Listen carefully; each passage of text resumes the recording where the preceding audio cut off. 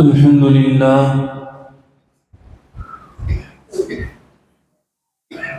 لله رب العالمين، والصلاة والسلام على رسوله وخاتم النبيين وعلى آله الطيبين وأصحابه الطاهرين والمؤمنين والمسلمين كلهم أجمعين. أما بعد، فقد قال الله تبارك وتعالى في القرآن الكريم والفرقان المجيد بعد أعوذ بالله من الشيطان الرجيم. بسم الله الرحمن الرحيم. إن الملوك إذا دخلوا قرية أفسدوها وجعلوا أعزة أهلها أذلة وكذلك يفعلون. صدق الله العلي العظيم. எல்லா புகழும் அல்லாஹ் ஒருவனுக்கே உரித்தாகட்டுமாக.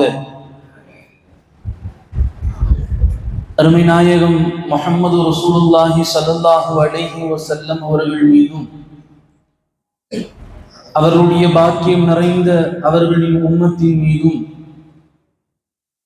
இன்னும் இந்த ஜும்மாவிற்கு வருகை தந்திருக்கிற நம் அனைவர்களின் மீதும் அல்லாஹ் ரப்புல் இஸ்ஸத்தினுடைய அன்பும் அருளும் என்றென்றும் நீண்ட நலவட்டுமாக. ஆமீன். அன்பானவர்களே, திருக்குர்ஆனில்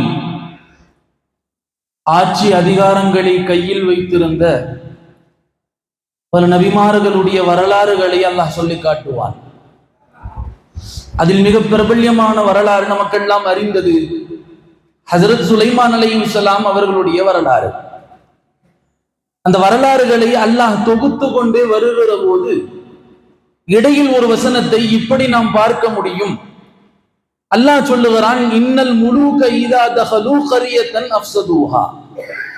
சில ஆட்சியாளர்கள் அவர்கள் ஊரில் நுழைந்தால் ஊரை நாசமாக்கி விடுவார்கள். வஜஅலூ அஇஸ்ஸத அஹ்லிஹா அதில்லா. அவர்கள் ஊரில் உள்ள கண்ணியமானவர்களை கேவலப்படுத்துவார்கள். வகதாலிக யஃபஅலூன். இவ்வாறுதான் மிக மோசமான ஆட்சியாளர்கள் செய்வார்கள் என்று அல்லாஹ் ரப்புல் ஆலமீன் சொல்லி காட்டுகிறார். அது ஆட்சியாளர்களில் நல்லவர்களும் உண்டு, ஆட்சியாளர்களில் மிக மோசமானவர்களும் உண்டு.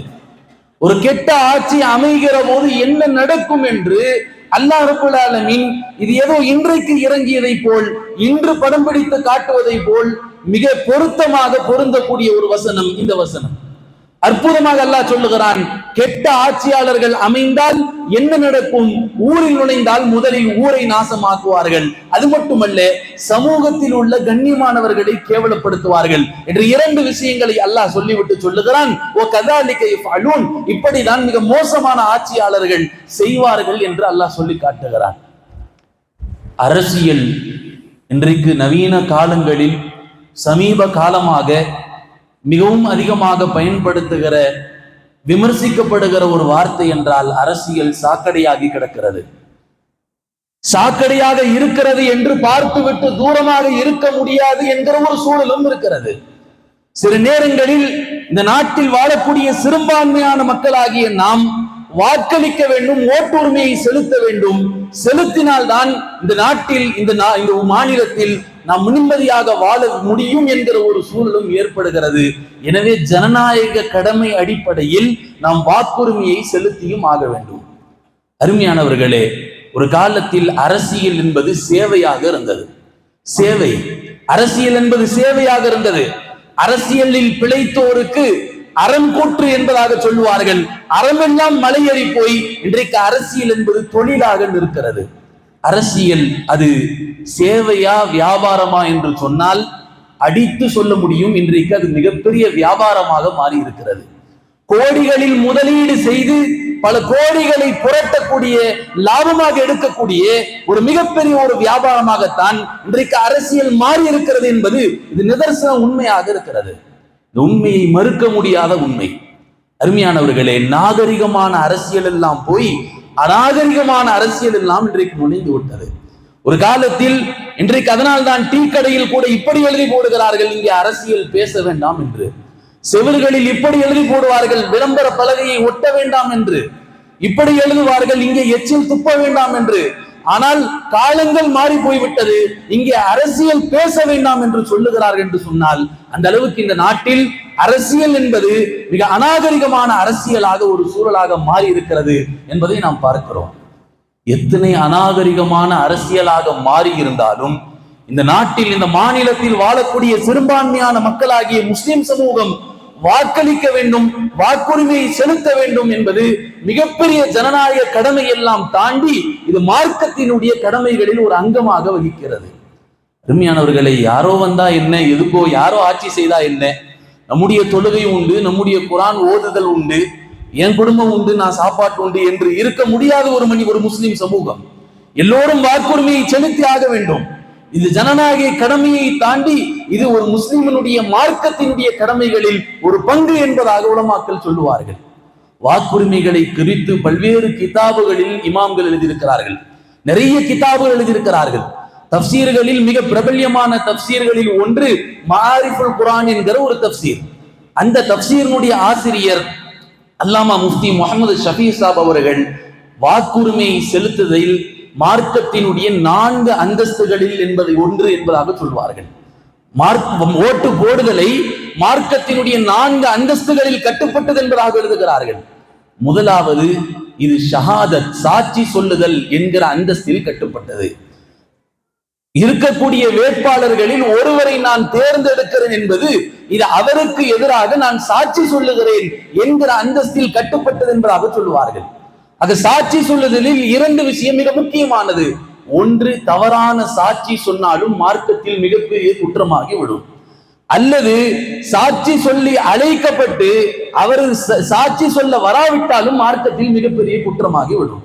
ஒரு கேஸ் இருக்குது, ஷரியத்தினுடைய கோர்ட்டில் ஒரு கேஸ் சென்று கொண்டிருக்கிறது. அந்த கேஸிற்கு இவர் சாட்சி சொல்ல வேண்டும் என்று அழைக்கப்படுகிறது. காதி அழைக்கிறார். அழைத்து அவர் வராவிட்டால் அவர் மீது மிகப்பெரிய குற்றமாகிவிடும். எனவே சாட்சியினுடைய விஷயத்தில், ஷஹாதத்தினுடைய விஷயத்தில் 2 விஷயங்கள் பார்க்க வேண்டும். தவறான சாட்சி சொன்னாலும் குற்றம், அதே போல் சாட்சிக்கு வராமல் இருந்தாலும் குற்றம் என்பதாக சொல்வார்கள். எனவே ஓட்டு போடுதல் என்பது மார்க்கத்தினுடைய அடிப்படையில் இது சாட்சி சொல்லுவதற்கு சமம் என்பதாக உலமாக்கள் எழுதுகிறார்கள், சொல்லுகிறார்கள். அல்லாஹ் திருமறையில் சொல்லுவான், வலா தத்துமு ஷஹாதா, நீங்கள் சாட்சியை மறைக்காதீர்கள். யார் சாட்சிகளை மறைப்பாரோ அவர் மிகப்பெரிய குற்றவாளி என்று அல்லாஹ் ரப்பல் ஆலமீன் திருமறையில் சொல்லி காட்டுகிறான். இன்னொரு ஆயத்தில் அல்லாஹ் சொல்லுவான், ஒமன் அகுலமு மிம்மன் கதம ஷஹாதத்தன் ஐந்தஹு மினல்லாஹ், சாட்சிகளை அல்லாஹ்விடத்தில் மிகப்பெரிய குற்றவாளி யார் என்று சொன்னால் யார் சாட்சிகள் சொல்லாமல் மறைத்தானோ அவன் தான் ரப்பல் ஆலமீனிடத்தில் மிகப்பெரிய அநியாயக்காரன் என்று அல்லாஹ் குர்ஆனில் சொல்லி காட்டுகிறான். அருமையானவர்களே, அந்த வகையில் சாட்சி சொல்ல கடமைப்பட்டிருக்கிறோம். ஓட்டு போடுதல் என்பது மார்க்க அடிப்படையில் சொல்லப்படுகிறது. இது ஒருவருக்கு நாம் சாட்சி சொல்லுதல். உண்மையிலுமே பொதுவாக சொல்லணும்னு சொன்னா இன்றைக்குள்ள வேட்பாளர்கள் எல்லாம் நபிமார்களை போன்றவர்கள் அல்ல, ஒரு அவுலியாக்களை போன்றவர்கள், ஒரு நாதாக்களுடைய சுகதாக்களுடைய அந்தஸ்தில் உள்ளவர்கள் அல்ல. இருக்கக்கூடிய நபர்களில் இது கொஞ்சம் தேரும் என்கிற அடிப்படையில் அவருக்கு நாம் சாட்சி சொல்வதற்கிறது. இது மார்க்கத்தில் அடிப்படையில் ஷஹாதத்தினுடைய அந்தஸ்து வகிக்கிறது என்பதாக சொல்லி காட்டுவார்கள். அருமையானவர்களே, வாக்குரிமையை செலுத்தி ஆக வேண்டும், ஓட்டு போட்டாக வேண்டும். நம்முடைய ஒரு ஓட்டினால் என்ன ஆக போகிறது என்றெல்லாம் யோசிப்பது என்பது எதிர்காலத்தில் வரலாறுகளை நாம் புரட்டி பார்க்க வேண்டும். ஒரு சில ஓட்டுகளால் ஆட்சி கவிழ்ந்த வரலாறுகள் எல்லாம் நம்முடைய இந்தியாவில் இருக்கிறது. சில அற்பமான ஓட்டுகளில் ஆட்சி கவிழ்ந்த வரலாறுகள் எல்லாம் நம்முடைய இந்தியாவில் இருக்கிறது. ஆக ஒரு ஓட்டினால் என்ன ஆகிவிடப் போகிறது என்று சிந்திக்கிற நாம் இப்படி சிந்திக்க வேண்டும், நம்முடைய ஒரு ஓட்டை செலுத்தாததன் காரணமாக ஒட்டுமொத்த சிறுபான்மையான முஸ்லிம்களும் பாதிக்கப்படுவார்கள் என்பதை மனதில் வைத்து நாம் ஓட்டை, வாக்குரிமையை செலுத்தியாக வேண்டும் என்பதாக சொல்வார்கள். அருமையானவர்களே, ஆக ஓட்டை செலுத்துவது, வாக்குரிமையை செலுத்துவது இருக்கிறது, அது மார்க்கத்தின் அடிப்படையில் ஷஹாதத்தினுடைய அந்தஸ்தை வகிக்கிறது என்பதாக சொல்வார்கள். இரண்டாவது விஷயம், இது கஃபாலத்தினுடைய அந்தஸ்தில் இருக்கிறது. கஃபாலத் என்பது பொறுப்பேற்றுக் கொள்ளுதல். இந்த வேட்பாளருக்காக வேண்டி நான் பொறுப்பேற்கிறேன் என்று சொல்லுவது. இருக்கக்கூடிய வேட்பாளர்களில் ஏதாவது ஒன்று யாராவது ஒருவரை தேர்வு செய்வது என்பது இவருக்கு நான் பொறுப்பேற்கிறேன் என்பதாக தேர்வு செய்வது. பொதுவாக ஒரு வக்கீல் நல்லவரை தான் தேர்வு செய்வார். ஒரு மார்க்கத்தில் அடிப்படையில ஷரியத்தினுடைய விஷயங்களில் நிக்காஹ்விற்கு ஒருவர் வக்கீலாக்கப்படுகிறார். தந்தை வக்கீலாக இருக்க வேண்டும், அல்லது தந்தை யார் நியமிக்கிறாரோ அவர் வக்கீலாக இருக்க வேண்டும். வக்கீலாக நியமிக்கப்பட்டவர் தனக்கு மகள் இருக்கிறாள், அந்த மகளுக்கு மாப்பிள்ளை எப்படி இருக்க வேண்டும் என்று ஆசைப்படுவார், நல்லவராக இருக்க வேண்டும் என்று ஆசைப்படுவார். ஒரு மோசமானவனு கூட்டி உட்கார வச்சு வக்கீலாக இருந்து நான் கையை பிடிச்சு கொடுக்கிறேன்னு அது சரி வராது. ஒரு நல்ல மனிதரை கைப்பிடித்து கொடுக்கிற போது அவர் யோசிப்பார், சிந்திப்பார். நல்ல காரியங்களுக்கு வக்கீல் என்று பொறுப்பேற்பது என்பது உண்டு. இன்னொரு விஷயம், அவரில் எதிர்க்க இருக்கக்கூடிய மனிதர் அவரும் நல்லவராக இருக்க வேண்டும் என்றும் ஆசைப்படுவார். எனவே வாக்குரிமையை செலுத்துவது என்பது மார்க்கத்தின் அடிப்படையில் இது வகாலத்தில் கட்டுப்பட்டது என்பதாக சொல்லுவார்கள். அதே போல் இது ஷஃபாத்தில் கட்டுப்பட்டது. ஷஃபாத் என்பது மார்க்கத்தில் மிகப்பெரிய பாடத்தை அமைப்பார்கள். பாபு ஷஃபா, பரிந்துரை செய்தல், யாருக்கு பரிந்துரை செய்ய வேண்டும் என்று மிகப்பெரிய ஒரு பாடம் இருக்கிறது. அந்த வாக்கை செலுத்துவது மூன்றாவது அந்தஸ்தை சொல்லுவார்கள். இது ஷஃபாத்தில் கட்டுப்பட்டது. நான் ஒரு வேட்பாளரை தேர்வு செய்கிறேன் என்று சொன்னால் நான் அவருக்காக வேண்டி பரிந்துரை செய்கிறேன், அவருக்கு நான் ஷஃபாத்து செய்கிறேன் என்று அர்த்தம் சொல்லுவார்கள். அல்லாஹ் குர்ஆனில் சொல்லுகிறான், ஒமை யகுல்லஹு நஸீபும் மின்ஹா, யார் ஷஃபாத்து செய்வாரோ அவருக்கு அதனுடைய கூலி இருக்கிறது. ஒருவர் நல்ல காரியங்களை செய்கிற போது அவர் செய்த கூலி இவருக்கும் கிடைக்கும். ஷஃபாத்து செய்த மனிதருக்கு அவர் என்ன நல்ல காரியங்கள் எல்லாம் செய்கிறாரோ அதனுடைய கூலியை இவரும் பெற்றுக் கொள்வார் என்கிற அடிப்படையில் இந்த வாக்குரிமையை செலுத்துவதை உலமாக்கள் கிதாபுகளில் சொல்வார்கள். இது ஷஃபாத்தினுடைய அந்தஸ்தில் கட்டுப்பட்டது என்பதாக சொல்வார்கள். அதே போல் இது அமானிதம் என்பதாகவும் சொல்வார்கள். என்ன அமானிதம்? இந்த உலகத்தில், இந்த நாட்டில் மிகப்பெரிய பொக்கிஷம் என்னவென்றால் 18 வயது ஆகிய அனைத்து மனிதர்களும் ஓட்டு செலுத்தி தன்னுடைய ஆட்சியாளர்களை தேர்ந்தெடுக்க முடியும் என்கிற ஒரு ஜனநாயகத்தை இந்த நாடு உருவாக்கி இருக்கிறது என்று சொன்னால் மனிதர்களிடத்தில் இதனுடைய பொறுப்பை தந்திருக்கிறது. நீங்கள் உங்கள் ஆட்சியாளரை தேர்வு செய்ய முடியும், அவர்களாக ஆட்சி அமைக்க முடியாது. நீங்கள் தேர்வு செய்து யார் ஆட்சியில் அமர வேண்டும் என்று உங்களுடைய கையில் இருக்கிறது என்ற கொடுத்த அமானிதத்தை நாம் சரியாக நிறைவேற்கிற காரணத்தினால் இது அமானிதத்தினுடைய அந்தஸ்தில் கட்டுப்பட்டது என்பதாக சொல்வார்கள். அல்லாஹ் குர்ஆனில் சொல்லுகிறான், இன்னல்லாஹு யஅமுரு அன் துஅத்துல் அமானாத்தி, அல்லாஹ் கொடுத்த அமானிதங்களை நீங்கள் சரியாக நிறைவேற்றுங்கள் என்று அல்லாஹ் ரப்பல் ஆலமீன் கட்டளை இடுகிறான்.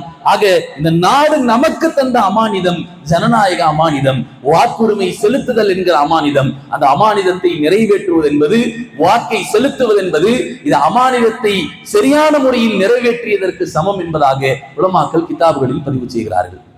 அருமையானவர்களே, வாக்குரிமை என்பது மிகப்பெரிய பலம். அல்லாஹ் ரப்பல் ஆலமீன் இந்த நாட்டிற்கு தந்த மிக பொக்கிஷங்களில் ஒரு பொக்கிஷம் என்பதாக சொல்லலாம். மிகப்பெரிய சக்தி. ஒரு சிறுபான்மையான மனிதர்களாக முஸ்லிம் சமூகமாக நாம் இருந்தாலும், ஆனால் நாம் தேர்வு செய்ய முடியும் அந்த ஆட்சி அதிகாரத்தில் யார் உட்கார முடியும், யாரை கீழே இறக்க முடியும் என்று நாம் தேர்வு செய்யலாம். இதுதான் வாக்குரிமைக்கான மிகப்பெரிய சக்தி என்பதாக சொல்வார்கள். ஆக சிறுபான்மையான மக்கள் தேர்வு செய்ய முடியும் என்கிற அடிப்படையில் சொல்லுவார்கள். வாக்குரிமை இந்த மக்களுக்கு கொடுத்த மிகப்பெரிய சக்தி, மிகப்பெரிய பலம் என்பதாக சொல்வார்கள். அருமையானவர்களே, வரக்கூடிய மாநில சட்டமன்ற தேர்தல் 23ஆம் தேதி நம் எல்லோரும் முஸ்லிம்களாக அந்த தேர்தலில் வாக்களிப்பது இந்த முஸ்லிம் சமூகத்தின் மீது மிகப்பெரிய பொறுப்பாக இருக்கிறது. சரிங்க, வாக்களிக்க வேண்டும் என்று சொல்லிட்டீங்க, யாருக்கு வாக்களிக்கணும், யாருக்கு வாக்களிக்கணும்? குனிஞ்ச தலையெல்லாம் நிமிர்ந்து பார்க்குது. அஜர்த்து சின்னத்தை சொல்லுவாரா, கட்சியை சொல்லுவாரா, இல்லை கூட்டணி பேரை சொல்லுவாரா? இது கூட்டணி பேரையோ கட்சியை சொல்வதற்கோ சின்னத்தை வெளிப்படுத்துவதற்கான இடம் இதுவல்ல. அதே நேரத்தில் இந்த இடத்தில் இதுவும் சொல்ல கடமைப்பட்டிருக்கிறேன், யாருக்கு நீங்கள் வாக்களிக்க வேண்டும் என்பதை விடவும் யாருக்கு வாக்களித்து விடக் கூடாது என்பதை சொல்ல கடமைப்பட்டிருக்கிறேன். அருமையானவர்களே, நாம் யாருக்கு வாக்களிக்க கூடாது, நம்முடைய வாக்கு, ஒரு வாக்கு கூட, ஒரு ஓட்டு கூட யாருக்கு சென்று விடக்கூடாது என்று சொன்னால், யாரிடத்தில் நம்முடைய வாக்குகள் சென்றால் இந்த சிறுபான்மை முஸ்லிம்களை அழித்து நாசமாக்கி விடுவார்களோ, முஸ்லிம்கள் நடுத்தருவில் வந்து போராடக்கூடிய ஒரு சூழலை ஏற்படுத்தி விடுவார்களோ, அப்பேற்பட்ட ஒரு மனிதர்களுக்கு நம்முடைய ஒரு வாக்கு கூட சென்று விடக்கூடாது என்கிற விஷயத்தில் நாம் மிக கவனமாக இருக்க வேண்டும், மிக கவனமாக இருக்க வேண்டும். தேர்தலுடைய காலங்கள் நெருங்கி கொண்டிருக்கிறது. இந்த நேரத்தில் யாருக்கு நம்முடைய வாக்குகள் ஒரு ஓட்டு கூட சென்று விடக்கூடாது என்று சொன்னால் நாம் கடந்த காலங்களில் நாம் யோசித்து பார்க்க வேண்டும். யாரால் நாம் நடுத்தெருவில் நின்று பல போராட்டங்களை சந்தித்திருக்கிறோம்.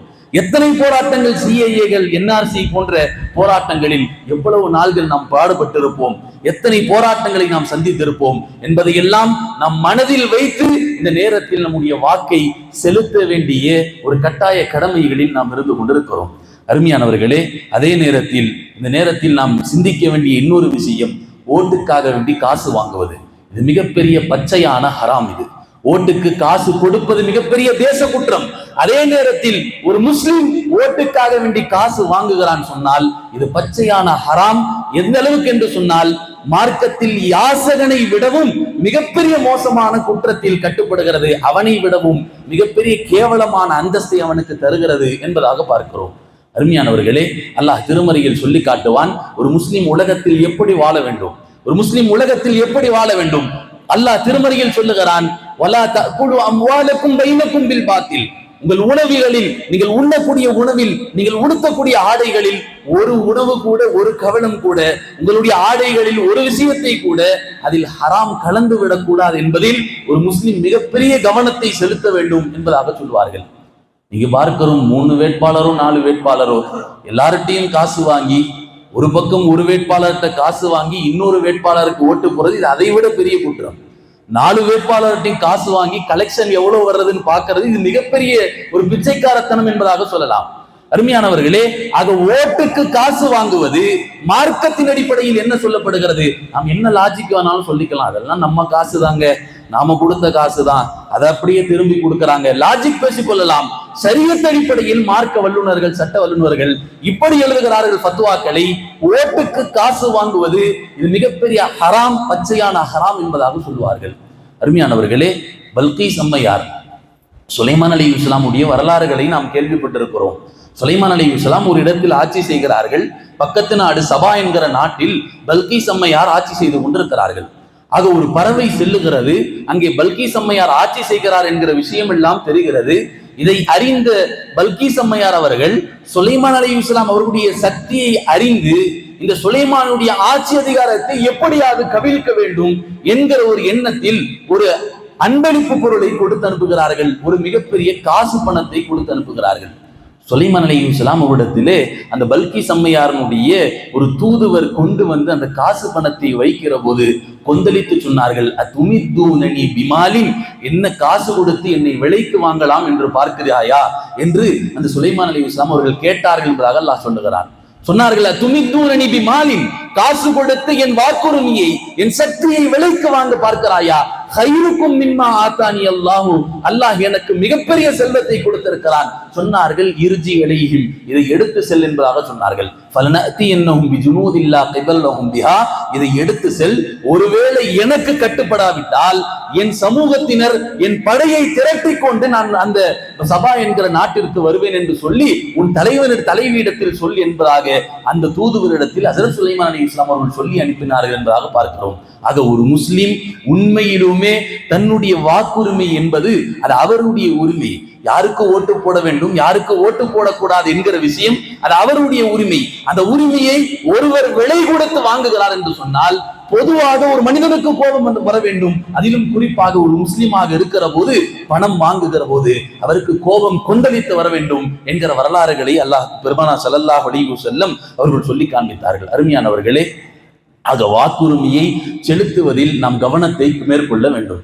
நம்முடைய வாக்குகள் சிந்தாமல் சிதறாமல் யாருக்கு வாக்கு செலுத்தினால் இந்த நாடு நிம்மதியாக இருக்குமோ, ஒட்டுமொத்த முஸ்லிம்களும் நிம்மதியாக இருப்பார்களோ, நடு ரோட்டில் வந்து போராட்டங்கள் எல்லாம் போராட்டங்கள் எல்லாம் நடத்தக்கூடாத ஒரு சூழல்கள் ஏற்படாது என்கிற, யார் ஆட்சிக்கு வந்தால் ஏற்படாது என்கிற ஒரு சூழல் இருக்குமோ அவருக்கு நம்முடைய வாக்குகளை செலுத்த வேண்டும் என்பதாக சொல்வார்கள்.